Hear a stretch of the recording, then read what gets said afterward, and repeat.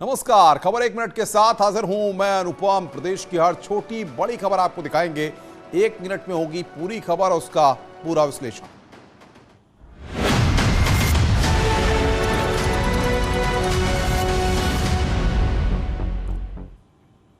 Bharatiya Janata party Rajya Sabha चुनाव के लिए जल्द अपने उम्मीदवारों के नामों का ऐलान कर सकती है।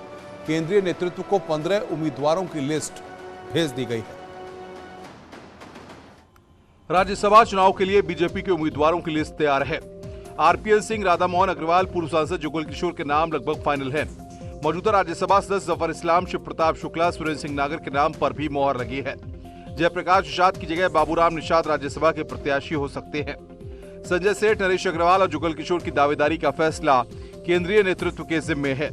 दलित महिला कोटे से प्रियंका रावत को बीजेपी राज्यसभा भेज सकती है। योगी सरकार में पश्चिम से एक मंत्री का नाम भी राज्यसभा प्रत्याशियों के पैनल में भेजा गया है। टिकट बंटवारे में 2024 लोकसभा चुनाव के मद्देनजर सभी समीकरणों को साधने की कोशिश होगी। देखिए, सरकार का जो पक्ष है वह चाहे माननीय श्री राज्यपाल जी के अभिभाषण पर रहा हो और चाहे अब बजट पर रहेगा। स्पष्ट है कि हम लोग अच्छी भावना से अच्छे लक्ष्य को लेकर के उत्तर प्रदेश को नंबर 1 प्रदेश बनाने को लेकर के काम कर रहे हैं। और बजट क्योंकि शानदार है, बहुत अच्छा है और उसमें इतना उत्तर प्रदेश की विधानसभा में सीएम योगी के बयान पर अखिलेश यादव ने कहा है कि भारतीय जनता पार्टी संविधान के मूल भावना को छेड़ रही है। लोकतंत्र, समाजवाद और सेकुलरिज्म पर अटैक कर इसे बर्बाद कर रही है। अखिलेश यादव ने एक बार फिर बीजेपी पर निशाना साधा। उन्होंने कहा कि लोकतंत्र बचे, समाजवाद बचे और सेकुलरिज्म बचे। इस सवाल का जवाब बीजेपी के पास नहीं है। उन्होंने आरोप लगाया कि बीजेपी संविधान के साथ खिलवाड़ कर रही है। अखिलेश ने साफ किया कि राज्यसभा के लिए एसपी के सिर्फ 3 उम्मीदवार ही मैदान में होंगे। अगर 10 करोड़ का इन्वेस्टमेंट आया है तो वो कंपनियां क्या आपको प्रचार करने के लिए कुछ धनराशि दी है, या सरकार ने उन कंपनियों के या इन्वेस्टमेंट के लिए धनराशि दी है? तो आपको खुद साफ हो जाएगा इन बातों को लेकर के। कल आपने विधायकों को ट्रेनिंग दी है, क्या रणनीति बनाया है? नहीं, कोई ट्रेनिंग नहीं दी है। जो बजट के बारे में कुछ बिंदु होते हैं, जो कई टर्म्स हैं जिनको समझना चाहिए, तो वो केवल जानकारी हासिल करने के लिए, और सरकार किस तरीके से आंकड़ों से खेल रही है, ये आंकड़े समझा करके बता रही विकास हो जाएगा। अरे आंकड़ों से विकास थोड़ी होता है, जमीन पर चीजें होती हैं तब विकास होता है। अखिलेश यादव के बयान पर डिप्टी सीएम ब्रजेश पाठक ने पलटवार करते हुए कहा है कि उनके पास कोई एजेंडा नहीं है और जनता ने समाजवादी पार्टी को नकार दिया है।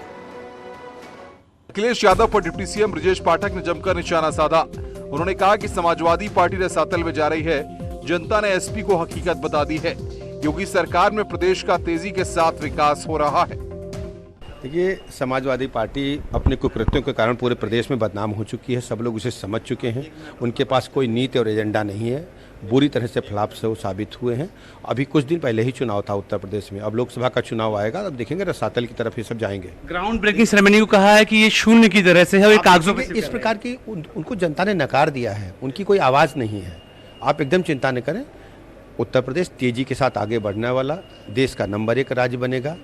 इकोनॉमी के मामले में, इंफ्रास्ट्रक्चर के मामले में, और जो गरीब कल्याण योजनाओं को लेकर आदरणीय प्रधानमंत्री नरेंद्र मोदी जी ने जो कार्य किए हैं, आदरणीय योगी जी ने कार्य किए हैं, प्रदेश की जनता लगातार आशीर्वाद दे रही है। सीएम योगी आदित्यनाथ ने चंपावत में सीएम धामी के लिए रोड शो किया। रोड शो के बाद उन्होंने चुनाव प्रचार भी किया और बड़ी संख्या में इस दौरान लोग भी वहां पर मौजूद रहे। सीएम योगी आदित्यनाथ ने कहा कि उत्तराखंड के विकास के लिए बीजेपी और धामी जरूरी है। उत्तराखंड में तेजी से विकास के काम हो रहे हैं। हर क्षेत्र में पहाड़ आगे बढ़ रहा है। सीएम योगी ने कहा कि चंपावत के लोग धामी को बड़ी जीत दिलाएंगे। श्री पुष्कर सिंह धामी जी के यशस्वी नेतृत्व में उत्तराखंड की जनता ने विश्वास करते हुए 2/3 बहुमत से फिर से उत्तराखंड के अंदर भारतीय जनता पार्टी की सरकार बनाई है, और उत्तराखंड में मुख्यमंत्री के रूप में श्री पुष्कर सिंह धामी जी का अभिषेक होने के साथ ही ये चंपावत का सौभाग्य है कि आज केवल एक जनप्रतिनिधि का नहीं, एक मुख्यमंत्री का चुनाव करने का एक अवसर आप सबको प्राप्त हो रहा है। एक तरफ ज्ञानवापी केस पर वाराणसी कोर्ट में सुनवाई हो रही है, वहीं दूसरी ओर देवबंद में जमीयत उलेमाए हिंद का बड़ा जलसा हो रहा है। 2 दिनों तक चलने वाली बैठक में कई प्रस्ताव पास करने का दावा किया जा रहा है। आज की बैठक में 3 प्रस्ताव पास हुए हैं। महमूद मदनी ने सभा को संबोधित करते हुए कई भड़काऊ बातें कही। इसमें कहा कि देश में नफरत का बाजार सजाया जा रहा है और मुसलमान बेइज्जती सह के भी खामोश बने हुए हैं। तुम्हारी बनाई हुई प्लानिंग पर हम नहीं चलेंगे, हम अपनी प्लानिंग पर चलेंगे। हम इस मुल्क की अक्सरियत हैं, याद रखिएगा। टेक्निकल तौर पर हम अकलियत हैं, लेकिन हम ख्याल लोगों को अगर एक जगह जमा कर लिया जाए तो हम आज भी अक्सरियत में हैं और तुम आज भी अकलियत में, भले इक़्तिदार में तुम। और इक़्तिदार हमेशा रहता नहीं है, हमेशा रहने वाली चीज है ही नहीं इक़्तिदार। कौमें रहेंगी इंशाअल्लाह, और वो उनका भी एक वक्त आएगा, इंसानों का भी एक वक्त आएगा, जाना ही पड़ेगा। ज़ात सिर्फ अल्लाह की बाकी रहेगी। कानपुर के कल्याणपुर में अवैध रूप से अस्पताल संचालित होता मिला है। स्वास्थ्य विभाग की टीम ने ड्रग विभाग के साथ छापेमारी की है।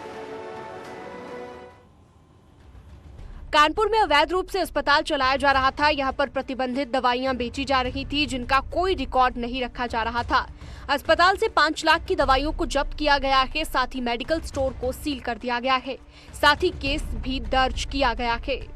मेडिकल स्टोर का संचालन हो रहा है, वो अवैध रूप से हो रहा है। तो जिसके क्रम में आज हम लोग स्टार हेल्थ केयर पे छापे कार्रवाई किए, जिसमें drug inspector Auraiya, drug inspector Etawah और ड्रग इंस्पेक्टर संदेश जी और मैं एक टीम बनाकर कमिश्नर साहब को और जिलाधिकारी महोदय के निर्देशन में आज यहाँ छापे कार्रवाई की गई। तो छापे के दौरान ये पाया गया कि यहाँ मेडिसिन 2,75,000 की है, लेकिन वहाँ कोई लाइसेंस नहीं है। जब पूछा गया तो कोई लाइसेंस के लिए अप्लाई नहीं किया गया, तो उसके एवज में हम लोगों ने उस मेडिसिन को सीज कर लिया। रक्षा मंत्री राजनाथ सिंह ने शुक्रवार को आईएनएस खंडेरी में करीब 4 घंटे तक समुद्री यात्रा की और पनडुब्बी का जायजा लिया। रक्षा मंत्री राजनाथ सिंह ने समुद्र में दुश्मनों के लिए साइलेंट किलर मानी जाने वाली अत्याधुनिक कलावरी श्रेणी की पनडुब्बी आईएनएस खंडेरी की लड़ाकू क्षमताओं और आक्रामक ताकत के बारे में जानकारी ली।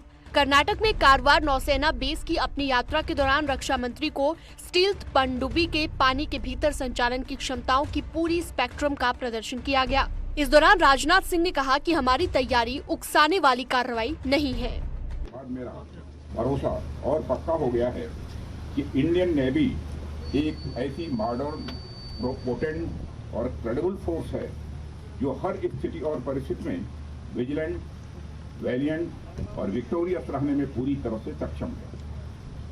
आईएनएस खंडेरी भारत की मेक इन इंडिया कैपेबिलिटीज का एक शानदार यह उदाहरण भी है और आप सबको यह जानकर बेहद खुशी होगी इस समय इंडियन नेवी की जो 41 शिप्स या सबमरीन या ऑर्डर दिए गए हैं, उनमें 49 शिप्स या सबमरीन यह केवल इंडियन शिपयार्ड्स में इस समय बन रहे हैं।